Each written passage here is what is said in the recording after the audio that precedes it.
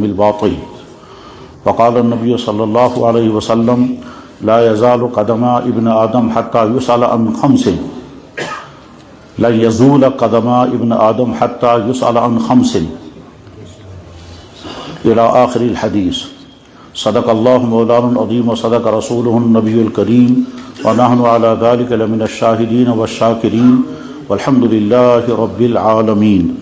يا رب صل وسلم دائما أبدا على حبيبك خير الخلق كلهم. محترم بزرگوں اور دوستو، اس وقت جس موضوع پر گفتگو کرنی ہے اس پر بہت تفصیل کے ساتھ بیان ہونا چاہیے، لیکن وقت ہمارے پاس بہت زیادہ نہیں ہے، اس لیے مختصر ہی اس موضوع پر گفتگو ہوگی. یہ موضوع، یہ ٹاپک ایسا ہے جس کی ضرورت ہر فرد کو ہے، ہر گھر کو ہے، ہر ادارے کو ہے، ہر باپ کو ہے، ہر بیٹے کو ہے، ہر شوہر کو ہے، ہر دکاندار کو ہے، ہر مسجد کے پریزیڈنٹ کو ہے، ہر مسجد کے محتمم کو ہے، ہر یتیم خانے کے سربراہ کو ہے، ہر کسٹمر کو ہے، ہر ڈاکٹر کو ہے، ہر پیشنٹ کو ہے. اور وہ موضوع کیا ہے؟ اپنے مالی معاملات کو صحیح رکھیں. اس کے معنی کیا ہیں؟ اس کی تفصیل ابھی آئے گی. مالی معاملات صحیح نہیں ہوتے تو باپ کی طرف سے اولاد پر کبھی ظلم ہوتا ہے اور کبھی اولاد کی طرف سے والدین پر ظلم ہوتا ہے. بھائیوں کے ذریعے سے بھائیوں پر ظلم ہوتا ہے، کبھی بھائیوں کے ذریعے سے بہنوں پر ظلم ہوتا ہے، کبھی بہنوں کے ذریعے سے بھائیوں پر ظلم ہوتا ہے، کبھی دکاندار کے ذریعے سے کسٹمر پر ظلم ہوتا ہے، کبھی ڈاکٹر کے ذریعے سے پیشنٹوں پر ظلم ہوتا ہے، کبھی ٹیسٹ کرنے والے لیب والے اپنے صارفین پر ظلم کرتے ہیں، کبھی وکیل اپنے کلائنٹس پر ظلم کرتا ہے، کبھی جج کے ذریعے سے ظلم ہوتا ہے، اور کبھی انسان اپنے اوپر بھی ظلم کرتا ہے مالی معاملات کے صحیح نہ ہونے کی وجہ سے. ہمارے دین میں جیسے عبادت کا حکم ہے اور اس کی تفصیلات بیان ہوئی ہیں، جیسے گھریلو زندگی کی تفصیلات بیان ہوئی ہیں، اسی طرح سے مالی معاملات کو صحیح رکھنے کا بھی سخت ترین حکم ہے. یہ مالی معاملات اتنے اہم ہیں کہ جناب رسول اکرم صلی اللہ علیہ وسلم اخیر عمر میں، جبکہ آپ اعلان بھی کر چکے تھے، اشارتاً بھی کہہ چکے تھے کہ اب میں دنیا سے رخصت ہونے والا ہوں، اور بیماری کی وجہ سے مسجد میں آنا بھی چھوڑ دیا تھا.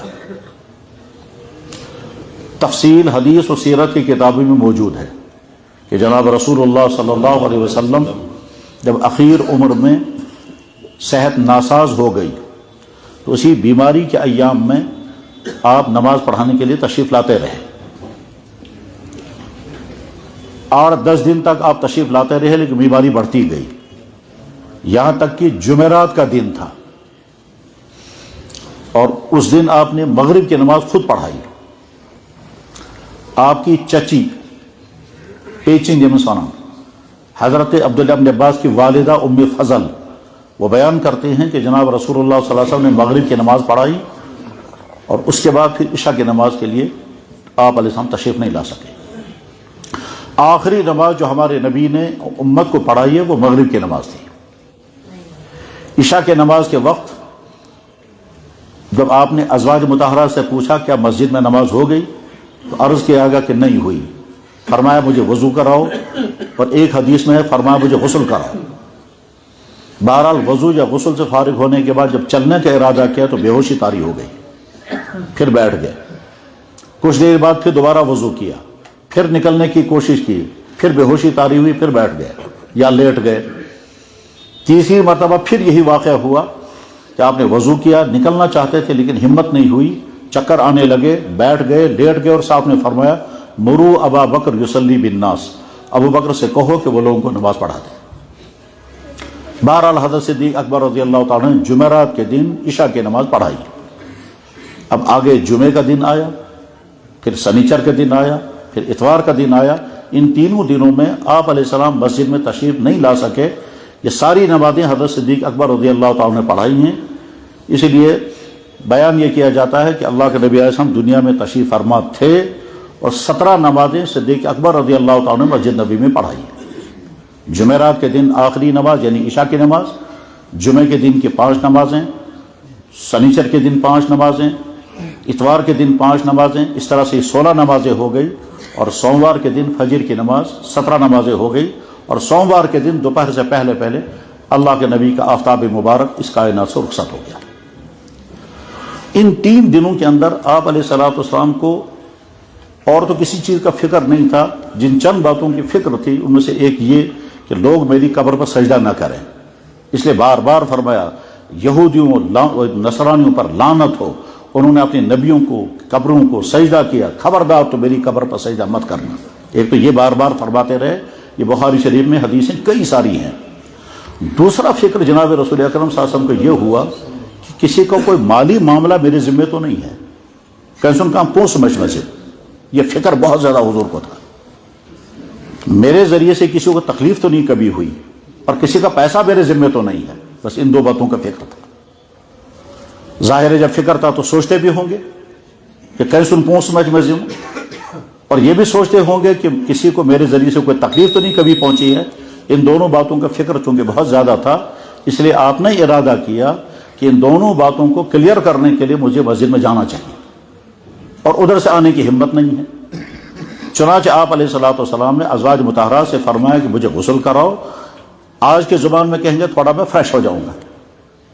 چنانچہ ازواج مطہرات نے غسل کرایا. اس کی تفصیل بھی حدیث کتابوں میں موجود ہے. اس کے بعد پھر آپ علیہ السلام مسجد میں تشریف لائے اس حال میں کہ ایک ہاتھ ایک صحابی کے کندھے پر اور دوسرا ہاتھ دوسرے صحابی کے کندھے پر، یعنی خود چل نہیں پائے. ایک ہاتھ تھا حضرت عباس کے کندھے پر، وہ ہیں نبی علیہ السلام کے چاچا. دوسرا ہاتھ ہے حضرت علی رضی اللہ عنہ کے کندھے پر ہے، وہ حضور کے چچیرے بھائی بھی ہیں اور داماد بھی. تو اس طرح سے آہستہ آہستہ چلتے ہوئے آئے. حضرت عائشہ بیان فرماتے انما تخطہ خطا، تو اللہ کے نبی اعظم اس طرح سے چل رہے تھے کہ جیسے زمین پر لکیر کر رہے ہوں، یعنی پاؤں اٹھاتے نہیں تھے، پاؤں کو گھسیٹ پر چلتے ہوئے مسجد میں تشریف لائے. صحابہ کرام کو بڑی خوشی ہو گئی کہ حضور تشریف لائے ہیں، اور خوشی کے ساتھ ساتھ انتظار میں رہا کہ اب انتظار بھی ہونے لگا کہ اب کیا فرمائیں گے. چنانچہ اللہ کے نبی علیہ السلام ممبر پر آئے اور پہلی سیڑھی پہ بیٹھ گئے اور پھر چند نصیحتیں فرمائیں. ان نصیحتوں کے بعد یہ فرمایا اگر کسی کا میرے ذمہ کوئی مالی حق ہو تو آج ہی وصول کرو. یہ وہ فکر تھا کہ کسی کا میرے ذمہ کوئی پیسہ تو نہیں ہے. آپ خود سوچتے رہے کسی کا ذمہ کسی کا پیسہ تو میرے ذمہ نہیں ہے، لیکن پھر بھی مجھے پوچھنا چاہیے. ہو سکتا ہے ذہن سے اتر گیا ہو. کیا نبی علیہ الصلوۃ والسلام کو کوئی چیز بھول سکتی ہے؟ جواب ہاں بھول سکتی ہے. بھولنا نبی کی شان کے خلاف نہیں ہے، بھولنا کوئی عیب نہیں ہے. یہ انسانی فطرت کا تقاضا ہے کہ آدمی بھول سکتا ہے. بلکہ اللہ کے نبی نے فرمایا بھی تھا انسیت کما تنسون، میں بھی کبھی بھول سکتا ہوں جیسے تم بھول جاتے ہو. چنانچہ اللہ کے نبی علیہ السلام نے ایک مرتبہ ظہر یا عصر کی نماز 4 رکعت کے بجائے 2 رکعت پڑھائی، اور صحابی نے عرض کیا یا رسول اللہ نسیت ام نقصت الصلاۃ، آپ بھول گئے یا نماز کم ہو گئی؟ آپ نے فرمایا نسیت، میں بھول گیا. تو غرض ہے کہ بھولنا کوئی عیب نہیں ہے. اس لیے آپ سوچتے تھے کہ یاد تو نہیں ہے مجھے کہ کسی کا پیسہ میرے ذمے ہو، لیکن ہو سکتا ہے مجھے بھول گیا ہو. اس لیے آپ نے فرمایا اگر کسی کا پیسہ میرے ذمے ہوگا تو آج ہی بتا دو. چنانچہ ایک صحابی کھڑے ہو گئے. انہوں نے عرض کیا یا رسول اللہ میرے 2 یا 3 درہم آپ کے ذمہ باقی ہیں. اب صحابہ بھی کتنے صاف ذہن کے تھے. انہوں نے اس نہیں سوچا کہ بھائی کاس بن مومن کے نس چلو کافی کھمو بات ہی کھائیں گے، نہیں. انہوں نے صاف کہہ دیا یا رسول اللہ میرے 2 یا 3 درہم آپ کے ذمے ہیں. آپ نے فرمایا کیسے؟ انہوں نے بتایا اسی طرح سے ہوا تھا کہ کسی شخص نے آپ سے پیسہ مانگا تھا، آپ کے پاس اس وقت نہیں تھا، تو میں نے وہ پیسہ آپ کو دیا اور آپ نے اس کو دے دیا تھا. فرمایا ہاں یہ صحیح ہے. اس کے بعد پھر اپنے چچیرے بھائی، اس کا نام تھا قسم، یہ حضرت عبداللہ ابن عباس کے بھائی ہیں، یعنی حضرت عباس کا بیٹا. حضرت عباس رضی اللہ عنہ حضور کے چاچا ہیں. ان کے 3 بیٹے تھے، ایک کا نام تھا فضل، ایک کا نام تھا عبداللہ ابن عباس عبداللہ، اور ایک کا نام تھا قسم. اس قسم کو آپ نے فرمایا کہ قسم ان کا پیسہ ادا کر دینا. غرض یہ کہ جناب رسول اکرم صلی اللہ علیہ وسلم کو اخیر عمر میں سب سے زیادہ فکر جس بات کا تھا وہ یہ کہ کسی کا پیسہ میرے ذمے نہ رہے. مالی معاملات کا صاف اور صحیح رکھنا بہت زیادہ ضروری ہے، اور اگر مالی معاملات صحیح نہ ہوئے تو خطرہ اس بات کا ہے کہ اگر کسی شخص نے عبادتیں خوب کی ہوں گی تو قیامت کے دن وہ عبادتیں مالی معاملات کے بدلے میں ختم ہو جائیں گی. اور یہ حدیث میں موجود ہے کہ قیامت کے دن ایک شخص آئے گا، اس کے پاس نمازیں بھی ہوں گی، روزے بھی ہوں گے، صدقات بھی ہوں گے، دوسرے نیک کام بھی ہوں گے، لیکن کسی کا پیسہ کھایا ہوگا، کسی کو گالی دی ہوگی، کسی کو تکلیف پہنچائی ہوگی، اور وہ جب اللہ کے بارگاہ میں کھڑے ہو جائیں گے مطالبہ لے کر کے تو کسی کو بدلے میں نماز دینی پڑے گی، کسی کے بدلے میں روزے دینے پڑیں گے، یہاں تک آخر میں خالی ہو جائے. مالی معاملات کا صحیح ہونا ضروری ہے. جب مالی معاملات صحیح نہیں ہوتے تو گھروں میں جھگڑے ہوتے ہیں، بازار کمیٹیوں میں جھگڑے ہوتے ہیں، کورٹوں میں جھگڑے چلتے ہیں، مفتیوں کے دارالفتاؤں میں جھگڑے پہنچتے ہیں، محلوں میں لڑائیاں ہوتی ہیں جب مالی معاملات صحیح نہیں ہوتے. اس لیے مالی معاملات کا صحیح کرنا بہت زیادہ ضروری ہے. مالی معاملات کے صحیح ہونے کی ایک آسان سی مثال میں عرض کرتا ہوں. ہمارے قریب کے بزرگوں میں سے گزرے ہیں ایک مولانا محمد عیسیٰ. انہوں نے اپنی بیوی سے کہا کہ تمہارا مہر میرے ذمہ باقی ہے اور مہر ادا کیے بغیر میں آپ کے ساتھ زندگی نہیں گزارنا چاہتا. تو بیوی نے کہا ٹھیک ہے میرا مہر باقی ہے، میں نے مطالبہ تو نہیں کیا، لیکن جب آپ نے مہر کا تذکرہ کیا تو دے دو. تو شوہر نے کہا میرے پاس ہے ہی نہیں. بیوی نے کہا جب آپ کے پاس ہے ہی نہیں تو پھر مسئلہ کیوں اٹھایا؟ انہوں نے کہا چونکہ تمہارا مالی حق میرے ذمے ہیں اس لیے مجھے مسئلہ صاف کرنا ہے. میں ادا نہیں کر سکتا مہر، میرے پاس رقم نہیں ہے، جتنی میری آمدنی اس سے گھر کا خرچہ کھانا پینا پورا ہو جاتا ہے، اس کے علاوہ آمدنی کا ذریعہ نہیں ہے، اس لیے میں مہر ادا نہیں کر سکتا. بیوی نے کہا جب ادا نہیں کر سکتے تو مسئلہ کیوں اٹھایا؟ انہوں نے کہا چونکہ مسئلہ ہے میں بغیر مہر کے زندگی نہیں گزارنا چاہتا اس لیے میں نے مسئلہ اٹھایا. بیوی نے کہا اب کرنا کیا ہے؟ تو شوہر نے کہا کہ یہ جو مکان ہے یہ آپ کو مہر کے بدلے میں. بیوی نے کہا بہت اچھا، مہر تو میرا بہت تھوڑا سا ہے، مکان تو بہت بڑا ہے. ظاہر ہے مکان کی مالیت، مکان کی قیمت مہر کی رقم سے بہت زیادہ رہی ہوگی. تو شوہر نے بیوی کے حوالے مکان کر دیا، کہا آپ کا مہر ادا ہو گیا؟ انہوں نے کہا جی ادا ہو گیا. میرے ذمہ حق باقی تو نہیں رہا؟ اس نے کہا باقی نہیں رہا. اس نے کہا السلام علیکم یہ کہہ کر باہر نکل گئے کہ مکان اب آپ کا ہے. پھر باہر سے آواز دی مکان والوں اندر آنے کی اجازت ہے یا نہیں؟ مکان آپ کا ہے. ظاہر ہے وہ بیوی ہے. انہوں نے کہا آ جائیے. چنانچہ وہ آ گئے، کہنے لگا آپ کا قبضہ ہو گیا، میں مکان سے باہر نکل گیا تھا، آپ کی پوزیشن آپ کے کنٹرول میں، تو لہذا میں بری ہو گیا. اب سنو اصلی مسئلہ. اس نے کہا وہی کیا مسئلہ، اب کون سا مسئلہ باقی رہ گیا؟ انہوں نے کہا اب مسئلہ یہ ہے کہ میرا دین مجھے حکم کرتا ہے کہ اپنی بیوی کے کھانے پینے کا بھی انتظام کرو اور اس کے رہائش کا بھی انتظام کرو. کھانے پینے کا انتظام جو میں کرتا ہوں، جتنا کماتا ہوں اس سے تمہارے کھانے پینے کا انتظام ہو جاتا ہے، لیکن جو رہائش کا مسئلہ ہے وہ یہ ہے کہ میرے پاس مکان تھا وہ تو خرچ ہو گیا، وہ تو میں نے اپنی بیوی کو مہر میں دے دیا. اب میرے پاس رہنے کی جگہ نہیں اور اپنی بیوی کو رکھنے کی جگہ نہیں ہے، تو میں کہیں بازار میں نکلوں گا، کہیں کرائے پر مکان ڈھونڈوں گا اور وہاں لے جا کر تمہیں بساؤں گا. یہ مکان چونکہ آپ کا ہے، اس مکان کو آپ چاہے بیچو چاہے کرائے پر دے دو. پھر کہا میں سمجھتا یہ ہوں کہ شاید آپ بیچو گے نہیں، کرائے پر دینا پسند کرو گے، خالی مکان تو نہیں رکھیں گے آپ. جب تمہیں کرائے پر دینا ہوگا تو مجھے دے دو کرائے پر. اس نے کہا میری سمجھ میں نہیں آتا آپ کیا کہہ رہے ہیں. انہوں نے کہا مکان ہے آپ کا، مجھے اپنی بیوی کو بسانا ہے مکان میں، انتظام مجھے کرنا ہے، لہذا یہ مکان آپ مجھے کرائے پر دے دو، بجائے اس کے کہ میں کہیں اور کوئی مکان کرائے پر لے لوں. یہی مجھے تم کسی اور کو کرائے پر کیوں دو گے، مجھے ہی دے دو کرائے پر. بیوی نے کہا اچھا ٹھیک ہے. تو مولانا محمد عیسیٰ نے دو آدمیوں کو بلا کر کے کہا اس مکان کا کرایہ کتنا ہو سکتا ہے تم طے کرو. انہوں نے کہا اندازاً اتنا کرایہ ہوگا. تو مولانا نے فرمایا آج کے بعد میں اس مکان میں کرایہ دار ہوں، مکان آپ کا ہے، میں کرایہ ادا کرتا رہوں گا اور اس کرایہ کے مکان میں اپنی بیوی کو بسا رہا ہوں اور موت تک وہ کرایہ ادا کرتے رہے. میرے بھائیوں مالی معاملات جب صحیح نہیں ہوتے ہیں تو بھائیوں اور بھائیوں کے درمیان لڑائیاں ہوتی ہیں اور کبھی نسلوں تک چلتی ہیں. مالی معاملات صحیح نہیں ہوتے ہیں تو بیوپار منڈلوں میں اتنے جھگڑے ہوتے ہیں کہ ایک آدمی دوسرے کا حق کھاتا ہے، دوسرا بھی تیسرے کا حق کھاتا ہے. ہمارے معاشرے میں جو بہت ساری بیماریاں ہیں ان بیماریوں میں ایک بہت بڑی بیماری جو ہے مالی معاملات کا صحیح نہ ہونا ہے. پیسہ موجود ہوگا پھر بھی قرض دار کو قرضہ نہیں دے گا، بلکہ بعض لوگ تو فخر سمجھتے ہیں پیسہ دبا کر کے رکھنا.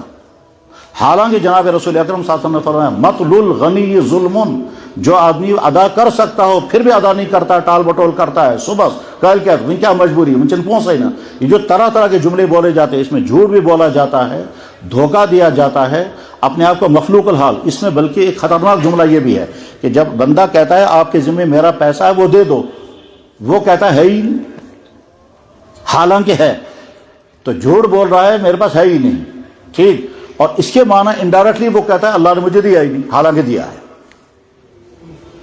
بعض معاملات میں جب یہاں تک سنتے ہیں کہ جناب سال تک پیسہ دبا کر کے رکھا، ادا کر سکتے تھے پھر بھی نہیں ادا کر رہے ہیں، اور آدمی خوش ہے۔ اور ان معاملات کو لٹکا کر رکھنے کا ایک اور نقصان ہوتا ہے، وہ یہ کہ مثلا فرض کیجئے آج پیسے کی ویلیو کچھ اور ہے، سال کے بعد کچھ اور ہوگی، کچھ سال کے بعد کچھ اور ہوگی۔ ہم نے کسی کا پیسہ لیا یا کسی سے کام کرایا اور اس کی مزدوری ابھی نہیں دی، 6 مہینے یا سال کے بعد جب مزدوری دیں گے تو رقم اتنی ہی دیں گے، مگر اس رقم کی ویلیو گھٹ گئی ہوگی۔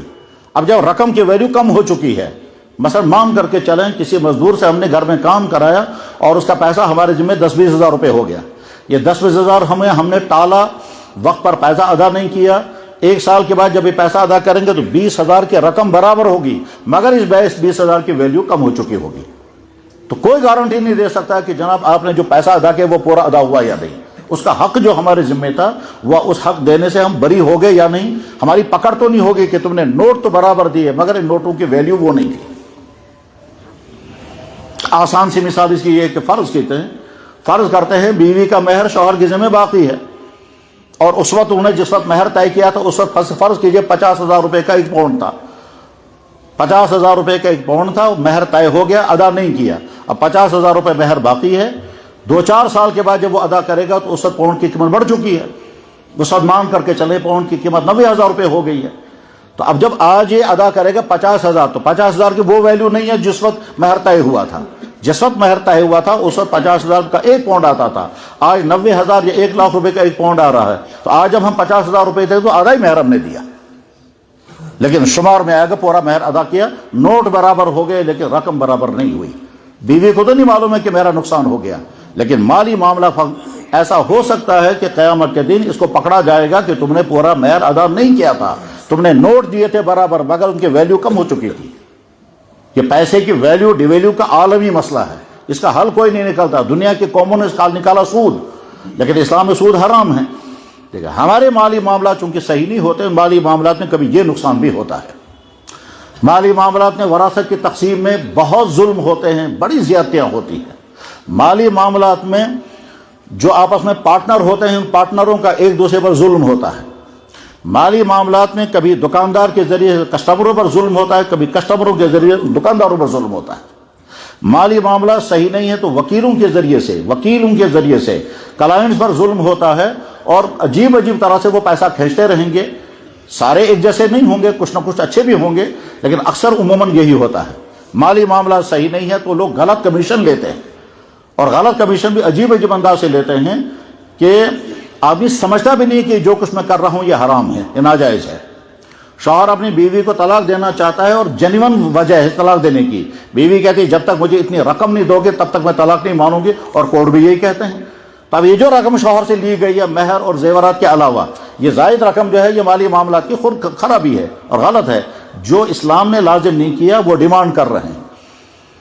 چنانچہ ہمارے سامنے بھی معاملات آتے ہیں، بیوی کہتی ہے میں 3 لاکھ روپے ادمارس کو طلاق، یہ 20 لاکھ کس چیز کا لے رہے ہیں کچھ نہیں معلوم ہے، اور وہ بیچارہ مجبور ہے دینے کے لیے، دے کم دے یا زیادہ دے، لیکن ایک پائی بھی اس کے لیے تو حرام ہے۔ کیونکہ اسلام نے جو ترتیب بنائی تھی وہ یہ ہے کہ اگر رشتہ چل رہا ہے تو بہت اچھا، اور اگر رشتہ ختم ہو گیا تو ختم ہونے کے بعد یہ چیزیں ادا کرو، اس میں ایکسٹرا پیسہ کہیں نہیں ہے۔ کبھی بیوی چاہتی ہے اپنے شوہر سے خلاصی، کیونکہ شوہر کے اندر کوئی غلطیاں ہیں، اب شوہر کہتا ہے پہلے مجھے اتنی رقم دے دو اس کے بعد میں طلاق دوں گا۔ وہ جو رقم کا مطالبہ کر رہا ہے وہ شرعاً صحیح ہے یا غلط ہے، اس کی پرواہ نہیں ہے، میں نہیں مانوں گا، مجھے اتنی رقم ہونی چاہیے تب میں طلاق دوں گا۔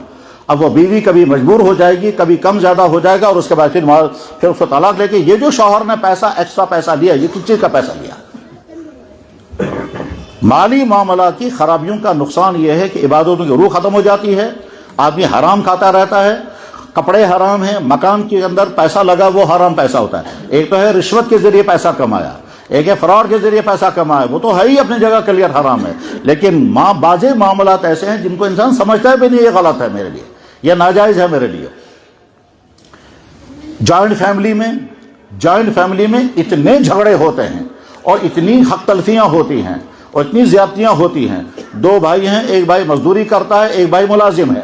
یہ جو ملازم ہے اس کے پاس جی بی فنڈ ہے، یہ جو دوسرا بھائی ہے یہ کہتا ہے وہ جو اس کا جی بی فنڈ ہے اس میں میرا حق ہے۔ ہمارے کہنے سے تو اس میں ہمارا حق نہیں بنے گا، وہ تو شریعت سے پوچھنا چاہیے کہ وہ جو ملازمت کرتا ہے اس ملازم کے پاس جو وہاں جی بی فنڈ جمع ہوا اس میں میرا حق ہے بھی یا نہیں۔ لیکن لڑائی کریں گے، مطالبہ کریں گے، میں تب تک نہیں مانوں گا جب تک اس میں میرا حق مجھے ادا نہیں کریں گے۔ اب ملازم پوچھتا ہے جناب میں نے جو جی بی فنڈ جمع ہوا ہے اس میں سے میرے اس بھائی کا حق ہے یا نہیں۔ یا مثلا دکاندار نے دکان میں خوب ترقی کی اور ملازم بھائی سمجھتا ہے کہ اس نے بہت ترقی کی ہے، میں اس دکان میں شریک ہوں۔ شریعت پہلے مانتی بھی ہے آپ دکان میں شریک ہیں یا نہیں، اپنی شمائل سن دکان بچ چکا اپنے شریک، کام ایک دن بھی نہیں کیا۔ بعض معاملات ایسے ہوتے ہیں کہ جس میں بھائی محنت کرتا ہے لیکن یہ نہیں بتاتا کہ میں کیا کر رہا ہوں۔ ایک باپ نے اپنے بیٹے کو اپنے ساتھ دکان میں شامل کر لیا، یہ نہیں بتایا کہ آپ میری دکان میں ملازم ہو یا آپ میری دکان کے ہیلپر ہو یا آپ دکان کے پارٹنر ہو، یہ کلیئر نہیں کیا۔ اور اس کے بعد دکان چلتی رہی، باپ بھی اسی دکان میں ہے، بیٹا بھی اسی دکان میں ہے، مشترکہ کاروبار چل رہا ہے، دوسرے باقی بچے پڑھ رہے ہیں، یہاں تک کہ باپ کی وفات ہو گئی۔ اب جب پراپرٹی تقسیم ہوگی تو تقسیم کا کوئی اصول ہی سمجھ میں نہیں آتا، واضح نہیں ہوتا۔ کیوں؟ بڑا بھائی کہتا ہے میں وہ ہو رہی دکان اس پر لے بھی ان 20 سالوں کا مجھے پہلے دے دو، لیکن کیسے دیں گے جب یہ کلیئر ہی نہیں ہے کہ آپ اس دکان میں تھے کیا۔ اگر آپ اس دکان میں ملازم تھے تو آپ کو تنخواہ لینے کا حق ہے، اور اگر آپ اس دکان میں پارٹنر تھے تو آپ کو پارٹنرشپ کا ڈیڈ دکھانا ہوگا، اور اگر آپ پارٹنر بھی نہیں تھے، ملازم بھی نہیں، پھر آپ اپنے والد کے ہیلپر تھے، تو ہیلپر تھے، باپ کی پراپرٹی بڑھتی گئی۔ اب جب یہ تقسیم ہوگی تو اس بچے کو بھی اتنا ملے گا جس نے ایک دن بھی دکان میں نہیں لگایا، اور اس بچے کو بھی اتنا ہی ملے گا جس نے 20 سال دکان میں لگائے، مگر وہ کہتا ہے یہ گو میں سے ظلم۔ اس کے بعد پھر کبھی کبھی یہ بھی ہوگا کہ جب کہتے ہیں بھائی آپ کو نہیں ملے گا اس میں کچھ بھی، وہ کہتے ہیں شرانت الظلم کرنے۔ وجہ کیا ہوئی؟ وجہ یہ ہوئی کہ آپ جب دکان میں جوائن ہو گئے تھے آپ نے اس وقت کلیئر نہیں کیا تھا کہ میں دکان میں ہوں کیا، اور جب آپ نے کلیئر نہیں کیا تو آگے مالی جھگڑا شروع ہو جائے گا۔ اب وہ باقی بھائی کہیں گے ہمیں دے دو، کتنا ملے گا؟ یہ بڑا بھائی کہتا ہے پہلے مجھے میری جو محنت 20 سال کی ہے اس محنت کا مجھے معاوضہ دے دو۔ معاوضہ دنیا کا کوئی قانون طے نہیں کر سکتا، نہ شریعت، نہ عدالت، نہ برادری۔ کیوں؟ 20 سال کی محنت جو آپ نے وہاں کی ہے اس محنت کو ہم کیا مانیں گے؟ اگر آپ مانیں گے آپ نے والد کا ہیلپ کیا ہے تو آپ نے ہیلپ کیا، دکان بڑھ گئی۔ اگر آپ ملازم تھے تو آپ کو ملازم ہونے کی حیثیت سے تنخواہ لینے کا حق ہے، اور تنخواہ جو طے ہوگی وہی تنخواہ لینے کا حق ہے۔ اور اگر آپ ملازم بھی نہیں تھے، ہیلپر بھی نہیں تھے، پھر آپ کو دکھانا ہوگا کہ آپ جو ہیں وہ اس دکان میں پارٹنر تھے، لیکن پارٹنر بننے کے لیے پیسہ داخل کرنا ہے، وہ پیسہ یہ کہاں سے داخل کرے گا؟ لیکن جب کوئی انسان مالی معاملہ کو ٹھیک رکھنا چاہے گا تو باپ اپنے بیٹے سے کہے گا بیٹا ملازمت نہیں مل رہی ہے، تعلیم تمہاری مکمل ہو گئی، تم دکان میں شامل ہو جاؤ، لیکن خوشمش نہیں، آنکھ بند کر کے سیدھے چلو، سیدھ خاص تم دکان پر پہنچ جاؤ نہیں، بلکہ میں تم کو اس دکان میں پارٹنر بناتا ہوں، اور پارٹنر بنانے کے لیے ضروری ہے تم پیسہ داخل کرو، پیسہ تمہارے پاس ہے، میں تمہیں یہاں سے پیسہ دیتا ہوں۔ اب یہی باپ اپنے بیٹے کو پیسہ دے گا، چاہے کم دے یا زیادہ دے، کہا یہ پیسہ تم دکان میں واپس داخل کرو، آج کے بعد تم پارٹنر بن گئے۔ وہ پیسہ میرا تمہارا یا وہ ہیلپ ہے یا وہ قرضہ ہے، وہ پیسہ میں جو تمہیں دے رہا ہوں یا وہ ہیلپ ہے میری طرف سے کیونکہ تم میرے بیٹے ہو، اور یا پھر میری طرف سے قرضہ ہے۔ اب بیٹے نے وہ پیسہ داخل کر دیا دکان میں، پارٹنرشپ میں ڈیڈ بن گئی، دکان کی مالیت اتنی ہے، اس بیٹے نے 1 لاکھ روپے اس میں داخل کر دیا، یہ پارٹنر بن گیا، اس پارٹنر بننے کی بنیاد پر اس کا نفع اتنا ہوگا اور باپ کا نفع اتنا ہوگا۔ 2-4 سال کے بعد یہ بچہ جو ہے وہ نفع کی رقم لے کر کے باپ سے کہے گا آپ کا جو میرے ذمہ قرضہ تھا وہ یہ ہے۔ اب باپ ہو سکتا ہے قرضہ معاف کر دے اور یہ کہے گا قرضہ میں نے وصول کر لیا۔ اب بیٹا باقاعدہ پارٹنر ہے، دکان چل رہی ہے، آگے نفع ہو جائے یا نقصان ہو جائے، ترقی ہو جائے یا کمزوری آ جائے، چل رہا ہے۔ اس کے بعد جب باپ کی وفات ہو جائے گی تو پہلے اس بیٹے کو پارٹنر کو حصہ الگ ملے گا، اور اس کے بعد باقی تقسیم ہوگی تو تقسیم اس بیٹے کو بھی حصہ ملے گا۔ مالی معاملات جب صحیح نہیں ہوتے ہیں تو بعض دفعہ خاندان نسلوں تک کورٹوں میں لڑتے رہتے ہیں اور پراپرٹیاں اس میں ختم ہو جاتی ہیں کیونکہ مالی معاملات صحیح نہیں ہوتے، اور اس میں انسان یہ بھی نہیں دیکھتا ہے کہ یہ میں جو کما لے رہا ہوں یہ حلال ہے میرے لیے یا حرام ہے میرے لیے۔ اس کے نتیجے میں دشمنیاں پیدا ہو جاتی ہیں، اس کے نتیجے میں پھر نہ جانے کتنے گناہ ہوتے ہیں، غیبتیں ہوتی ہیں، سازشیں ہوتی ہیں، بد کلامیاں ہوتی ہیں، ظلم ہوتا ہے، اور کبھی کبھی تو نفاق کی بیماری بھی آ جاتی ہے۔ اور نفاق کی بیماری کیسے آ جائے گی؟ جناب رسول اللہ صلی اللہ علیہ وسلم نے ارشاد فرمایا کہ 3 چیزیں منافق کی علامت ہیں، 3 چیزیں منافق کی علامت۔ یہ آدمی بالکل مہذب انداز میں کہتا ہے اس پہ میرا حق ہے، اگر شریعت مجھے دیتی ہے تو لوں گا، اور اگر نہیں دیتی ہے تو نہیں لوں گا، یہ تو ہے ایمان کی بنیاد پر لڑنا، یہ کوئی عیب نہیں ہے۔ صحابہ کرام میں بھی یہ ایسا ہوا، لیکن اس کے ساتھ ہی جب وہ کہے گا تو ظالم ہے، تو بد کردار ہے، تو سور، یہ ہے نفاق۔ لڑیں گے تو گالیاں دیں گے، بد کلامیاں کریں گے، تعلقات منقطع کریں گے، رشتے ختم کر دیں گے، یوز ہون کیوں مت۔ غرض یہ کہ مالی معاملات کے بگاڑ کے نتیجے میں زبانوں کا گناہ الگ ہوتا ہے، جھوٹی دستاویزیں بنائی جاتی ہیں ان کا گناہ الگ ہوتا ہے، وکیلوں کو غلط فیس دی جاتی ہے ان کا گناہ الگ ہوتا ہے، جھوٹے گواہ کھڑے کیے جاتے ہیں ان کا گناہ الگ ہوتا ہے۔ جھوٹی دستاویز بنائی گئی تاکہ یہ مجھے ملے، وہ کہتا ہے میں شناسنا بوزمت یہ کب ہے بنوی وصیت نام۔ اچھا، بعض دفعہ لوگ کیا کریں گے، اپنی مالی معاملات کو اپنی مرضی کے مطابق چلانے کے لیے جھوٹے کاغذ بنائیں گے، کورٹوں میں جا کر وصیت نامے بناتے ہیں، اور وہ وصیت نامہ شریعت میں معتبر نہیں ہوتا ہے، کبھی ہوتا ہے کبھی نہیں ہوتا ہے۔ کبھی ایسا کریں گے کہ مالی معاملات کو خرد برد کرنے کے لیے جھوٹے کاغذات بنائیں گے، اور اس میں لکھیں کہ میں نے گفٹ ڈیڈ بنا دی، میں تو جمس یود ہم اس نے کی، اور اس کے بعد پھر آپس میں لڑتے رہیں گے۔ بلکہ ہم نے دیکھا بعض وہ لوگ کہ جو دیندار ہیں، تبلیغ والے ہیں، مدرسے والے ہیں، علماء ہیں، ٹھیک، ان کے مالی معاملات بھی ٹھیک نہیں ہیں، اور اس کے نتیجے میں خرد برد ہوتا ہے۔ مالی معاملات صحیح نہیں ہیں تو مدرسے کا محتمم آنے والی رقمیں غلط خرچ کرتا ہے، مالی معاملات صحیح نہیں ہیں تو مسجدوں کے منتظمین آنے والی محلے والوں کے چندے غلط خرچ کرتے ہیں۔ مسجد والوں نے اعلان کیا امام صاحب دیو سے عید آن، امام صاحب بہت اچھے تھے، اس نے رمضان میں قرآن پڑھایا تھا اور تراویح پڑھائی تھی بہت اچھی، اتفاق سے کشمیری ایک باہر کہیں رہتا تھا، وہ اس دن وہیں تھا، اس نے بہت بڑی رقم دے دی امام صاحب کی عیدیان میں، ٹھیک، اب وہ بہت بڑی رقم جمع ہو گئی امام صاحب کے عیدیانے میں، رقم جمع ہو گئی، اس کے بعد پھر مسجد والوں کی یہ بدل گئے، تو اس کا موجود کیا تھا، ٹھیک، تھوڑا سا پیسہ اسے دیا، باقی پیسہ اپنے پاس بند رکھا۔ اس کے بعد کسی طرح سے امام صاحب کو پتا چلا جو عیدیانہ تھا وہ بہت سارا جمع ہوا تھا، انہوں نے مجھے تھوڑا دیا۔ اب مسجد والے اور امام صاحب میں جھگڑا شروع ہو گیا، امام صاحب کہتا ہے وہ میرا حق ہے، مسجد والا کہتا ہے یوت کا جمعہ سے عیدیان، ہو گئی لڑائی شروع۔ اس کے بعد پھر بہت بڑے پنگے ہو گئے۔ ایک آدمی کینسر پیشنٹ ایک آدمی ہے، شوپیان میں واقع پیش آیا، کینسر پیشنٹ ایک آدمی ہے، محلے والوں نے کہا فلانی انسان جو ہے وہ کینسر پیشنٹ ہے، اس کے لیے پیسہ جمع کرو۔ لوگوں نے پیسہ جمع کرنا شروع کیا، کافی بڑی رقم جمع ہو گئی، بیچارہ کچھ پیسہ اس کے علاج پر خرچ ہو گیا، وہ مر گیا۔ اچھا، اس کی وفات ہو گئی، جو باقی پیسہ جمع ہوا اس پر جھگڑا شروع ہو گیا، اس کو کیا کریں گے؟ ٹھیک، اب اگر شریعت سے پوچھیں گے، شریعت بتائے کہ یہ پیسہ کیا کرنا ہے، لیکن انہوں نے خود ہی فیصلہ کرنا شروع کیا، تب نے لاگو تل مشید سے لے گیا مسجد، نہ لے گیا مسجد، اس کی کوئی پرواہ نہیں، چنانچہ انہوں نے مسجد میں پینلنگ شروع کر دی۔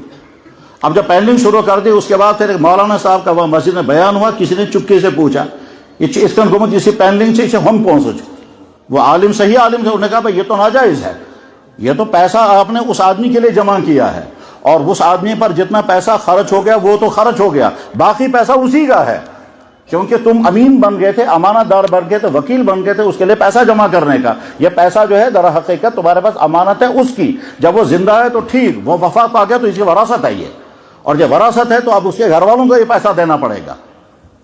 تو میں ایسے اس میں موضوع تھی، مسجد میں ایک آدمی آیا جو راجوری کا تھا، اس نے کہا جناب میرا بیٹا جو ہے اس کی کڈنیاں فیل ہو گئی ہیں، لوگوں کو جوش آ گیا، پیسہ جمع ہو گیا 2-3 لاکھ روپیہ۔ اس کے بعد کچھ لوگوں نے کہا کہ بھائی دیکھیں گے بچہ کہاں ہے، پہنچ گئے اس گجر بھائی کو دیکھنے کے لیے، وہ کہ باغ میں ہے، وہ ایک باغ میں ہے پلوامہ میں، باغ میں پہنچ گئے، اس کے بچے کو دیکھنے، بچہ ٹھیک ہے۔ اب بچہ ٹھیک ہے تو اس کیا دماغ میں سمپوس ہمیں دھوکہ دیت اس نے دھوکہ دیا، اس کو یہ پیسہ ہم کیوں دیں گے، ٹھیک، اب وہ کیا کرو آپ اس نے دھوکہ دیا ہے، میرے بچے کی کڈنیاں فیل ہو گئی ہیں، اور جب معلوم کیا تو پتا چلا بچہ ٹھیک ہے، اس کی کڈنیاں فیل نہیں، یہ جو پیسہ جمع ہوا اب اس کو پیسے کو پوچھنا ہے شریعت سے، اس کو پیسے کو کیا کریں گے، خود ہی فیصلہ کریں گے، دبن تل کرو تل باہرس میں کرو تقسیم، یہ غریب سے تمہیں یہ پہنچ، یہ پیسہ دے بھی سکیں گے ان کو یا نہیں۔ اگر آپ نے ایک فیصلہ کر دیا جو آپ کہتے ہیں ہمارے حساب سے یہ ٹھیک ہے، پر شریعت کے حساب سے اگر غلط ہوگا تو ہمارا حساب، ہماری انسانیت کچھ اور ہو سکتی ہے، اور شریعت کا فیصلہ کچھ اور ہو سکتا ہے۔ میں یہ عرض کرنا چاہ رہا ہوں کہ مالی معاملات ٹھیک رکھیں، اپنے بھائیوں کے ساتھ، اپنے کسٹمروں کے ساتھ، اپنے دکانداروں کے ساتھ، اپنے گھر والوں کے ساتھ، اپنی بیوی بچوں کے ساتھ۔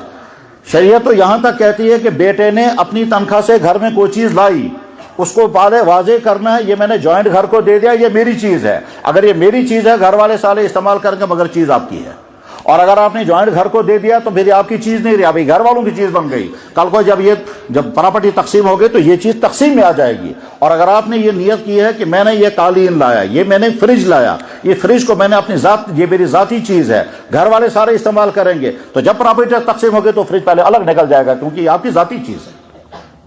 مالی معاملات صحیح نہیں ہوتے ہیں تو کیا ہوا؟ والد صاحب کا پرانا سیدھا سادہ مکان تھا، ٹھیک ہے، بیٹا جو ہے وہ ملازم بن گیا، پیسہ آنا شروع ہو گیا، اس نے کہا کہ